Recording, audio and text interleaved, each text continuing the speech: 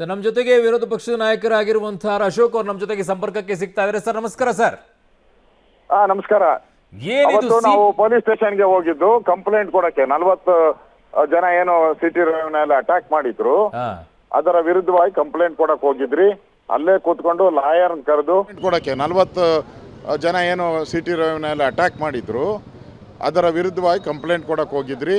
ಅಲ್ಲೇ ಕೂತ್ಕೊಂಡು ಲಾಯರ್ನ ಕರೆದು ಕಂಪ್ಲೇಂಟನ್ನು ಬರೆದು ಅಲ್ಲೇ ಇನ್ಸ್ಪೆಕ್ಟ್ರಿಗೆ ಕೊಟ್ಟಿದ್ರಿ. ಅವಾಗ ಕಮಿಷನರು ಇದ್ದರು. ನಮಗೆ ಅದಾದ ಮೇಲೆ ನಮ್ಮನ್ನು ಹೊರಗಡೆ ಹೋಗಿ ಅಂದರು.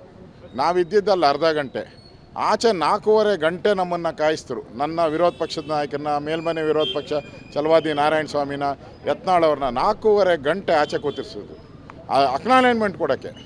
ಆಮೇಲೆ 4.5 ಗಂಟೆ ಆದಮೇಲೆ ಅಕ್ನಾಲೆಜ್ಮೆಂಟ್ ಕೊಟ್ಟಿದ್ದಾರೆ. ಅದನ್ನು ತಗೊಂಡು ಬಂದೆ. ಅದವರೆಗೂ ಒಳಗಡೆನೇ ಬಿಟ್ಟಿಲ್ಲ ನಮ್ಮನ್ನು. ಅಂದರೆ ವಿರೋಧ ಪಕ್ಷ, ನಾನು ಸಂವಿಧಾನದತ್ತವಾದಂಥ ಅಧಿಕಾರ ಇರೋ ನನಗೆ ಈ ಥರ ಮಾಡಿದ್ರೆ ಇವರಿಗೆ ನಾಚಿಕೆ ಆಗಬೇಕಲ್ಲ. ಓಕೆ, ಸಂಪರ್ಕ ಕಡಿತಗೊಂಡಿದೆ. ಸೊ CPIದ್ದು ಮಾತ್ರ ಕರ್ತವ್ಯ ಲೋಪ, ಉಳಿದವ್ರದ್ದು ಯಾರ್ದು ಇಲ್ವಾ? ಅಲ್ಲಿ ರೌಂಡ್ಸ್ ಹಾಕಕ್ಕೆ ಹೇಳಿದವ್ರು ಯಾರು? ಬಹಿರಂಗಗೊಳಿಸಿ ನೋಡೋಣ. ನಿಮ್ಮೆಲ್ಲ ಕಾಲ್ ಡೀಟೇಲ್ಸ್ಗಳಿದೆಯಲ್ಲ ಅವತ್ತಿಂದು, ಇಷ್ಟು ಆಚೆಗಿಡಿ.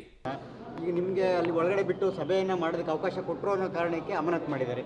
ಇದನ್ನು ನೀವು ಯಾವ ರೀತಿ ಅವಕಾಶ ಕೊಟ್ಟಿದ್ದು? ಅವರ ಹಿರಿಯ ಅಧಿಕಾರಿಗೆ ಅಂತ ಸರ್ಕಾರ ಒಂದು ರೀತಿ ಹುಚ್ಚರ ಸಂತೆ ಆಗಿದ್ದರೆ, ಪೊಲೀಸ್ ಸ್ಟೇಷನ್ಗಳು ಒಂದು ರೀತಿ ಬುದ್ಧಿ ಇಲ್ಲದ ಇಲಾಖೆಯಾಗಿ ವರ್ತಿಸ್ತಾ ಇದೆ. ನಾವು ಹೋಗಿದ್ದು CT ರವಿಯವ್ರ ಮೇಲೆ ಸುಮಾರು 40-50 ಜನ ಏನು ಹಲ್ಲೆ ಮಾಡಿದ್ರು, ಅವ್ರನ್ನ ಕೊಲೆ ಮಾಡುವಂಥ ಪ್ರಯತ್ನ ಮಾಡಿದ್ರು. ಅದಕ್ಕೆ ಸಂಬಂಧಪಟ್ಟಂತೆ ಇದರಲ್ಲಿ ಮಂತ್ರಿಗಳ ಪಾತ್ರ ಇದೆ.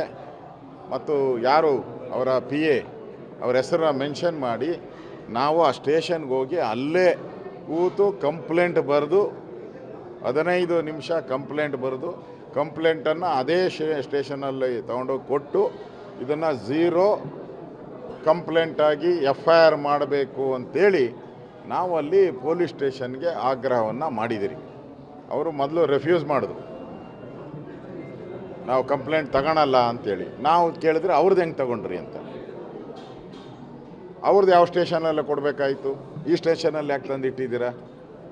ಇವೆಲ್ಲ ಪ್ರಶ್ನೆ ಆಯಿತು. ಆಮೇಲೆ ಅವರು ಅದನ್ನು ಕಂಪ್ಲೇಂಟನ್ನು ಅಕ್ನಾಲೆಜ್ಮೆಂಟ್ ಕೊಡೋಕ್ಕೆ 5 ಗಂಟೆಗಳಾದ ಮೇಲೆ ಒಪ್ಕೊಂಡ್ರು. ನಮಗೆ 5 ಅವರ್ ವಿರೋಧ ಪಕ್ಷದ ನಾಯಕರನ್ನ, ಮೇಲ್ಮನೆ ಮತ್ತು ಕೆಳಮನೆ ವಿರೋಧ ಪಕ್ಷದ ನಾಯಕರನ್ನ, ನಮ್ಮನ್ನು 5 ಗಂಟೆಗಳ ಕಾಯಿ ಇದ್ಯಾವ ರೀತಿಯಾದಂಥ ನಡವಳಿಕೆ ಅಂತ ಸರ್ಕಾರದ್ದು? ಮಾನ್ಯ ಗೃಹ ಮಂತ್ರಿಗಳು ಹೇಳ್ತಾರೆ, ನಂಗೆ ಏನು ಗೊತ್ತಿಲ್ಲ, ಇದು ಹೈಯರ್ ಆಫೀಸರ್ ನಿರ್ಧಾರ ತೆಗೆದುಕೊಳ್ತಾರೆ ಅಂತ ಹೇಳ್ತಾರೆ. ಏನಾಯಿತು ಅನ್ನೋದ್ರ ಕನಿಷ್ಠವಾಗಿ ತಿಳ್ಕೊಳ್ಬೇಕು ಅಂತ ಇಲ್ವಾ?